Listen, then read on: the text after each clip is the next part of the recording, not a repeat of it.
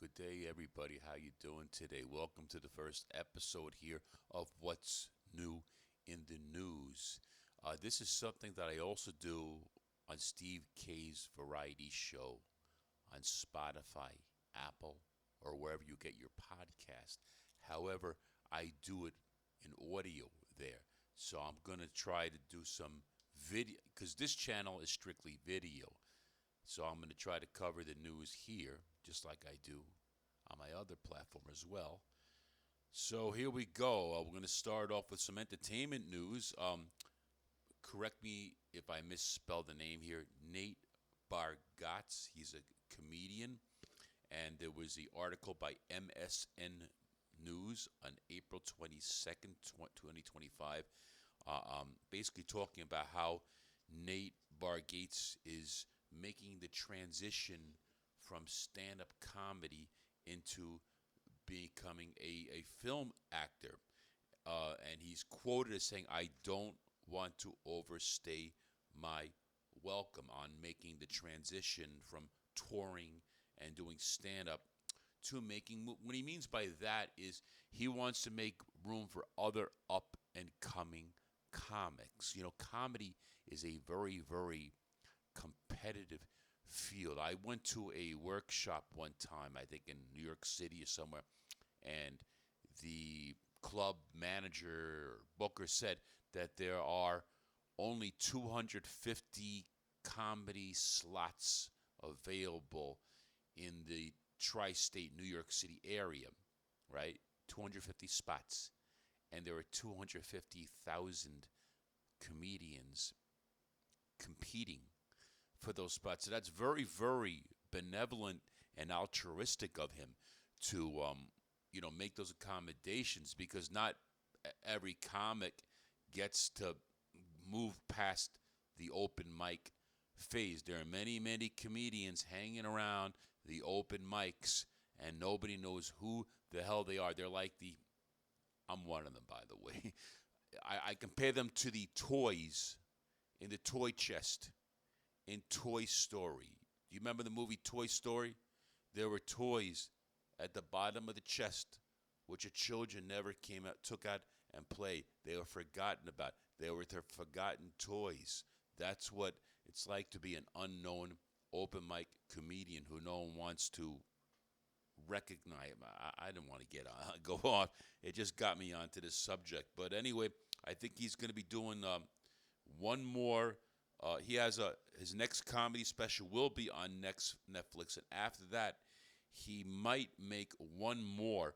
But like he said, he wants to make room for up and coming comics. He will be hosting the 77th Primetime Emmy Awards on CBS.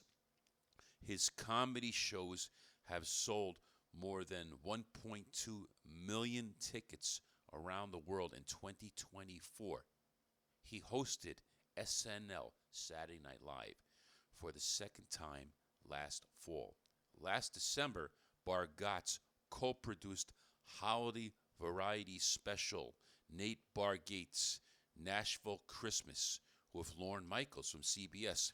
He will star in the comedy The Breadwinner for Tri-State Pictures, which he is also executive producer. In 2023, Bargatze launched the Nateland Company, a family-friendly content content company for audiences of all ages. Moving on in the no, I'm not moving. I'm still in the same subject. I thought yeah, am I? I'm sorry. This is my first episode. Give me a break.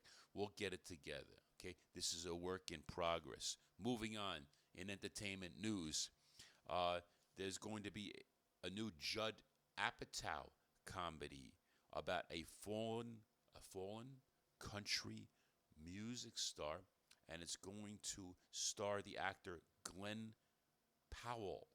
The name of the film is going to be Untitled Comedy, and it's a project currently in development with Universal Pictures. Apatow Productions. Apatow will direct. Powell has been in the films Twisters and Hitman. And I got this news source from The Wrap. So this is something to look forward to. Looks like an interesting movie. The next story. Let's stay in entertainment. I was gonna do something about space, but maybe we'll do that in another episode. Or let's try to stay on topic here. Will Ferrell is producing a dark comedy movie called Cult of Love, and it's based on the play by Leslie Headland that premiered on Broadway in December of 2024. The film was directed by Headland and produced by Ferrell and Jessica Elbaum under their Gloria Sanchez Productions banner. The story focuses on the complex sin of pride as a family returns to their parents' house for Christmas. Looks interesting. What else is in the entertainment news here? A Filmmaker's Diary is a story, 2023. All right, the name of the movie is called A Memory Film, A Filmmaker's Diary, documented and directed by Jeni Thornley, documents her personal and political filmmaking journey, explores themes of feminism and social change. This is from JeniThornley.com. It's an 85-minute long film and traces the writer's inner journey towards liberation. Next in the news, I hope I pronounce this correct. Nora Aunor, a Filipino film star, an actress and singer who passed away at the age of 71 due to acute respiratory failure following a medical procedure that had been done earlier in the month. She was born Nora Cabaltera Villamayor on May 21st, 1953, and she passed away on April 16th of 2025. Her film debut was in 1967 all over the world. And after that, she starred in many films from the 1970s to the 1990s. Her passing was announced by her son, actor Ian DeLeon. Let's see, we got room for a few more stories. What the hell?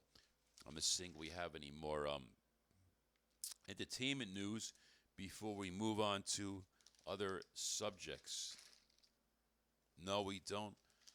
Okay. I'm going to do another episode because I got more news for you guys. We try to keep you up on what, like a lot of this stuff you could find out on your own anyway. I know, but people are so busy. There's so much information coming at you. You can't really absorb all the news. So this is my hobby. I look up what's in the news and I report it to you, all for free. This story is from USA Today. They found possible alien life on planets. This article was April 18th of 2025. There is a planet called I think it's K218b. I wrote K, but I'm pretty sure it's K. Yeah, it's K218b. K218b is an exoplanet, which means it's a planet outside of the solar system. However, it orbits the star. It orbits the star K218. The exoplanet, which I mentioned, is K218b. Let's get it right. It was discovered in 2015 by NASA Kepler Space Telescope. and is one of the two planets orbiting, like I mentioned, K2-18. K2-18b is roughly 2.6 times larger than Earth and 8.6 times the Earth's mass. And they found these two biological compounds which derivate from the chemical family dimethyl sulfide and dimethyl disulfide. The compounds are made from biological activity or actions by living organisms. On Earth, the two compounds are produced by microbes found in marine algae. The compounds were discovered by a telescope in space, the Webb telescope, which was which has found carbon-bearing molecules, including methane and carbon dioxide, in September of 2023. That discovery suggests that K2-18b could be a Hycean, Hycean, Hycean exoplanet, which means it has the potential to possess hydrogen, a hydrogen-rich atmosphere by a water-covered surface. It orbits the sun in what is known as the Goldilocks zone, which means it's a habitable zone. Anyway, this is why it's important to have decent handwriting. When you can't read your own handwriting, that's when you sound like mumble. Hey, at least I'm not reading off a teleprompter, right? Anyway, that's what's new in the news, folks. I'm on a roll, and I will be back for more news just for you. Last word.